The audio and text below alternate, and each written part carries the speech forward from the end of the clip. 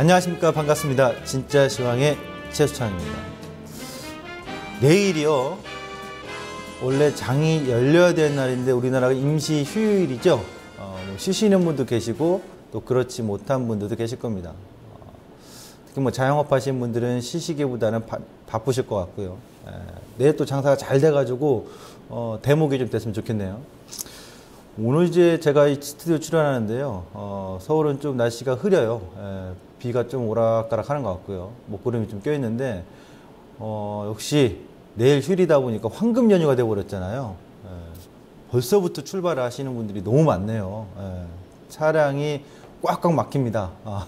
출발하시기 앞서서 교통 상황도 참고하셨으면 좋겠습니다. 자, 그렇게 길은 막혀가고 있습니다만 마음은 즐거우실 거예요. 놀러 가시면서. 오늘 우리 증시 또 어떤 모습으로 시작하는지 보도록 하겠습니다. 증시의 코스피 지수 한번 보도록 할까요? 네. 1980지. 얼마 만에 보는 양봉입니까?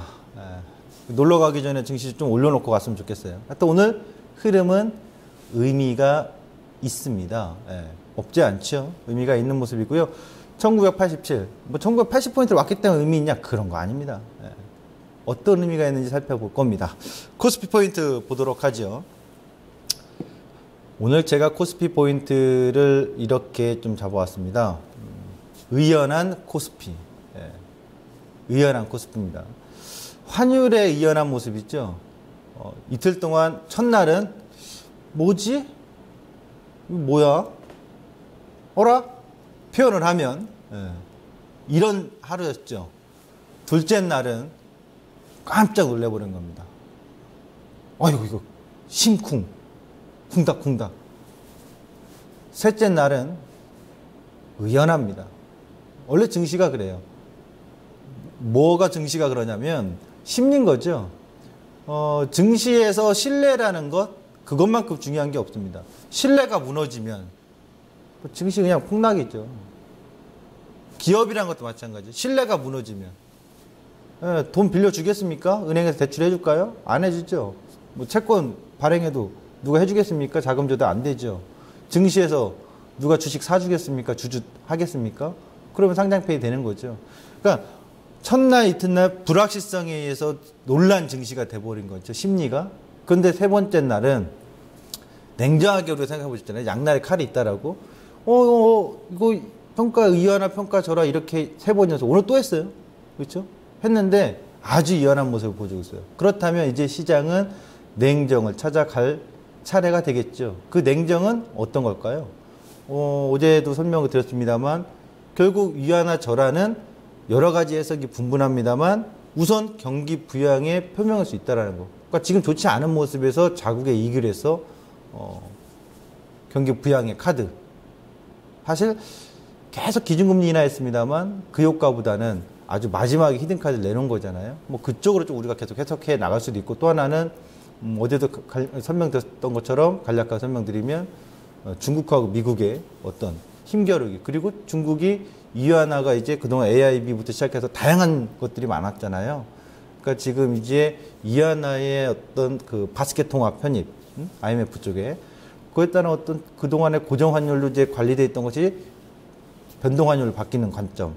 그렇다면 꼭 나쁘냐? 그것만은 아니다라는 거죠. 또 오늘 아주 의연한 코스피의 모습을 좀 보여주고 있다. 환율도 마찬가지죠. 그리고 이제 오늘 코스피에서 전반적으로 볼 게 정말 많아요. 근데 일단 특징적으로 삼성전자, 현대차의 자료를 보고 그 다음에 전체적으로 쫙 제가 보는 관점에서의 눈으로 설명을 좀 드리도록 하겠습니다. 먼저 이제 환율 한번 보도록 하겠습니다. 환율을 보시면 위안화의 기습절하에 의한 원달러 이틀간 급등 후 5일2평 이탈 흐름을 오늘 장중에 막 보여주고 있는 모습이에요. 그러니까 아주 의연한 모습인데요. 원달러 환율 같은 경우 이틀 동안 급등이 나왔습니다만 오늘 이제 평가 절하 다시 한번 했는데도 불구하고 그렇게 하락으로 움직여진다는 얘기는 이것이 어떠한 큰 악재, 그러니까 아주 기나긴 어두움 속으로 가는 악재는 아니다는 얘기죠. 차트를 잠깐 잡아 주시겠습니까? 원달러 환율을 보시면, 그러니까 우리가 이렇게 보셔야 돼요.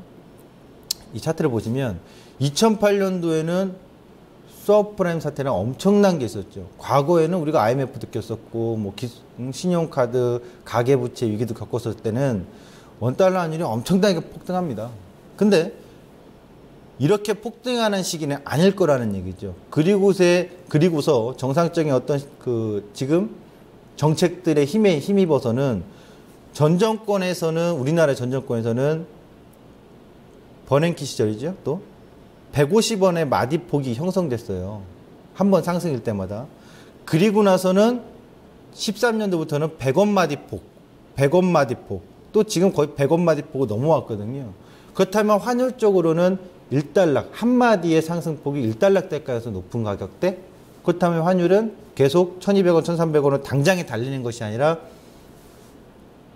숨고르기 형태. 따라서 환율의 급변하는 모습이 잠잠해지면 역으로 외국인들의 수급이 변화될 수가 있고 증시는 좀 더 안정적인 흐름을 나타낼 가능성이 있다. 이렇게 지금은 보셔야 되지 않을까라고 저는 봅니다. 네, 이렇게 해서 환율의 좀 포인트를 설명을 좀 드렸고요. 삼성전자하고 이제 현대차 주가 흐름을 잠깐 보도록 하겠습니다. 이 삼성전자가 오늘은 크게 움직이지는 않아요. 근데 의미가 나타났습니다. 지금 114만 1,000원대 움직임이 있죠. 삼성전자, 현대차도 볼게요. 같이 볼게요. 현대차, 기아차, 이번에 유한화 평가 절하하면서 빠바박 튀어 올라왔던 종목도 있죠. 오늘 기아차가 1.24%, 기아차가 좀 더 세요. 이 자료들을 한번 보면서 설명을 좀 드리겠습니다. 갤럭시 뉴스가 나옵니다.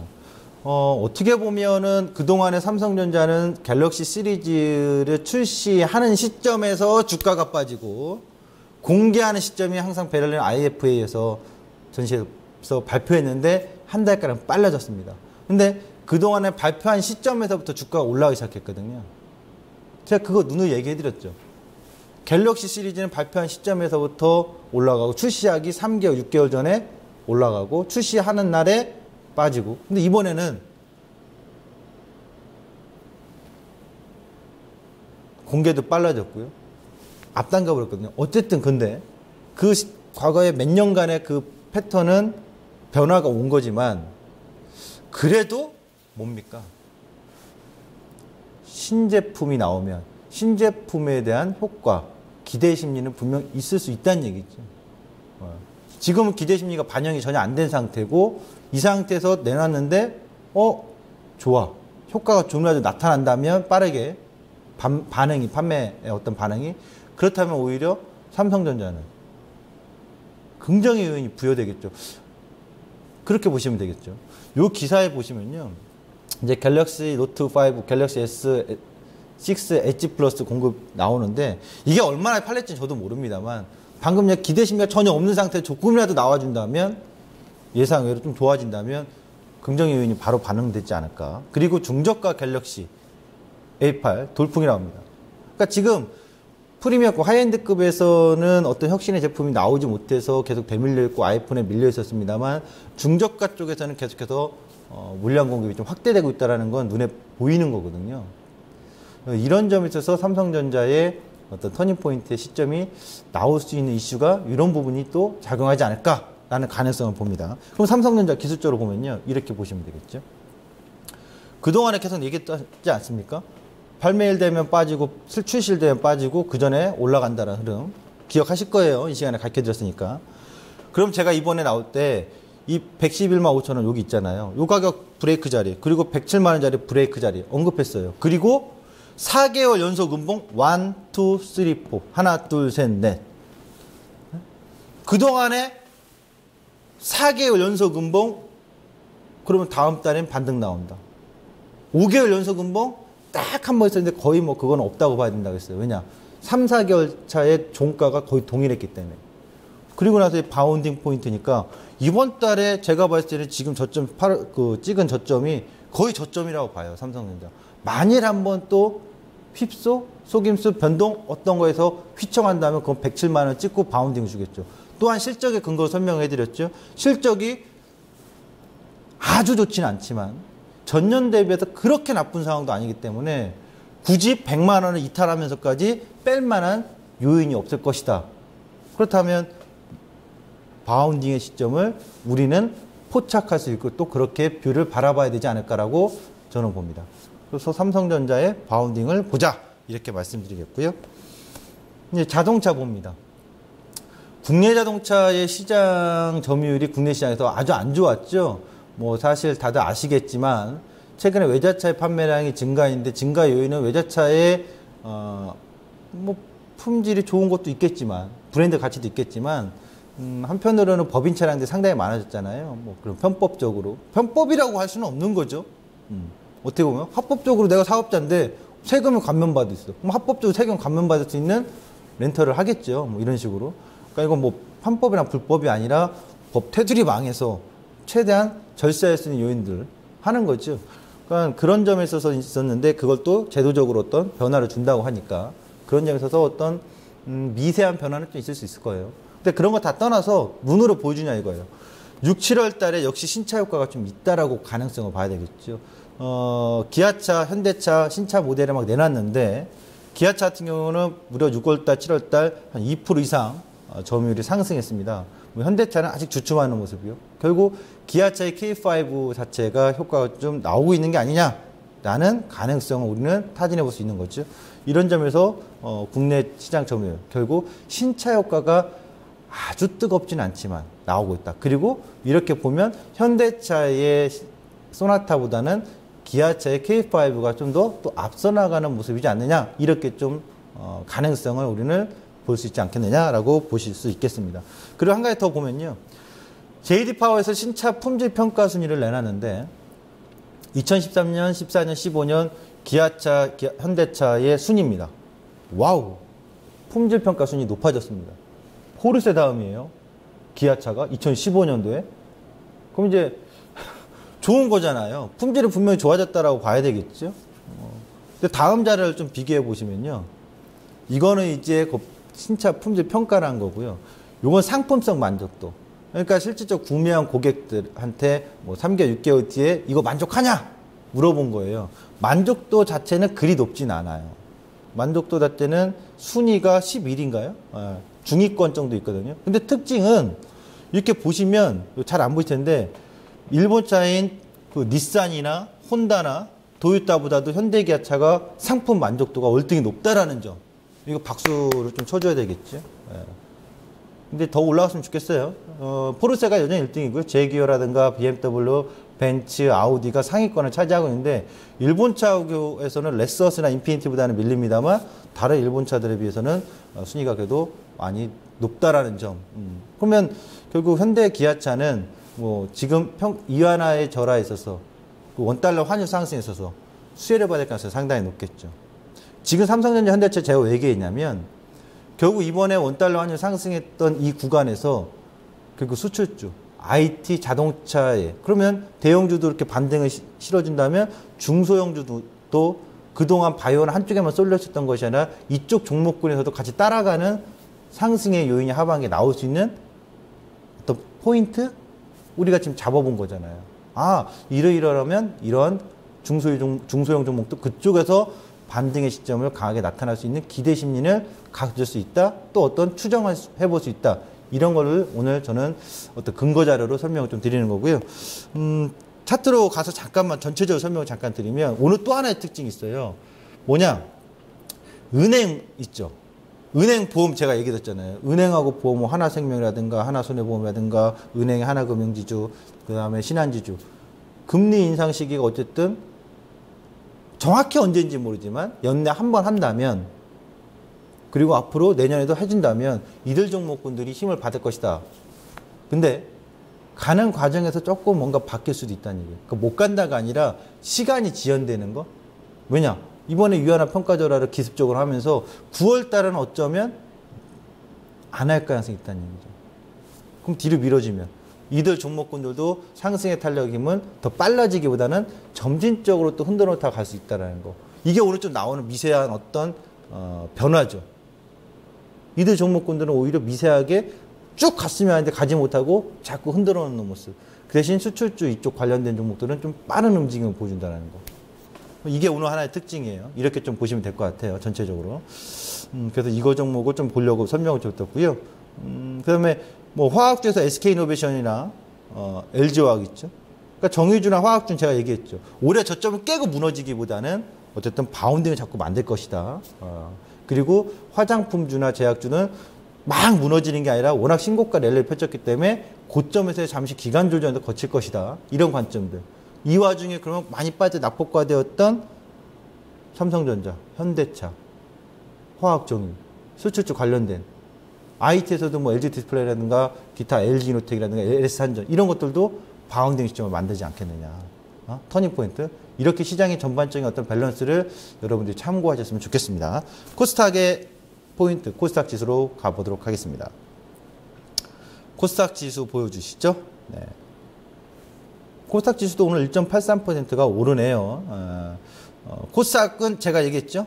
지수는 크게 개의치 말자. 차트 한번 보시죠. 지수는 지금 크게 개의치 않으셔도 돼요. 차트 한번 보시면 중요한 임팩트는 세기 형태에서 여기 요 공간에서 빠지느냐 안 빠지냐 했잖아요. 이거 한번 강하게 빠졌던 시점이 중요했던 지수고요. 지금은 제가 봤을 때는 지수 자체는 크게 신경 쓸 거는 아니다. 그냥 내리든지 오르든지. 단 종목에서 순환의 포인트, 그러니까 코스닥은 종목 바뀜 나올 수 있다는 얘기죠. 상반기에 뜨거웠던 종목이 하반기에도 계속 뜨거울 거냐? 아니면 하반기에 참잠하고 지금 상반기에 잠잠하고 조용했던 이런 종목군에서 소위 말하면 수출 관련되겠죠. 뭐 기계라든가 반도체라든가 IT라든가 IT 쪽이겠죠. 이쪽에서 바뀌느냐 이거예요. 지금 그걸 여러분들이 찾으셔야 되겠죠. 제가 보는 관점에서는 바뀔 가능성이 있다예요. 이 시각은 지금 바라보는 이 시각은 많은 분들의 의견을 좀 경청해 보시는 게 좋을 것 같아요. 제 의견만 참고하지 마시고. 예. 이렇게 좀 보시면 될 것 같고요. 그 코스닥의 포인트 보러 갑시다. 그래서 저는 코스닥을 여전히 실적 기반으로 공부합시다입니다. 종목 여전히 찾으셔야 되겠죠. 동국 S&C, TCK 언급해드렸죠. 숨은 턴어라운드의 실적이 있는데 왜 알아주지 않지? 시장에서 동국 S&C, TCK 실적 상반기 좋은데 왜 갑자기 빠졌지? 전년도보다 훨씬 좋은데? 그렇다면 당연히 낙폭과대 단기 눌림이 되는 거죠. 둘 다 하나는 숨겨진 턴어라운드, 하나는 숨겨진 눌림. 그 다음에 INC 요거 한번 공부해 볼 겁니다. 오늘 공부해 보도록 하죠. INC 차트는 이따 같이 다 보도록 하고요. 이 INC를 보면요, 공시에 나온 게 INC 2억 원 규모의 공급을 계약했다. 누구랑? 한국전력, 한전이랑. 한전에서 AMI 원격 검침. 그래서 제가 얘기했던 게 피스텍이나 옴니스텔 얘기했잖아요. 그쪽이 계속 커질 것이라고. 걔네 잘 가고 있잖아요. 근데 요게 관련된 INC. 원래 INC라는 종목을 찾아보시면 시스템 반도체라고 보시면 되는데, 그전에는 모바일 칩, DNB 쪽에 칩을 공급했던 거였는데, 거의 뭐 그쪽은 뭐 이제 죽었죠. 예, 시장이. 근데 보면 INC가 이쪽 한전 쪽에 이 PLC 모뎀 쪽에 칩을 공급한다는 거 나왔는데 그렇게 아주 큰 물량 금액은 아니거든요. 그리고 하나는 최근에 INC가 계속 나오는 게 사물 인터넷 사업의 본격 확대, 그쪽에 관련된 뭔가 있다라는 얘기는 계속 나오고 있는데, 다음 걸 하나 더 보죠. 실적을 보시면 3년간 영업이익이 계속 적자폭이 확대됐습니다. 그럼 올해 1분기에 적자폭이 줄었나? 확 바뀌었나?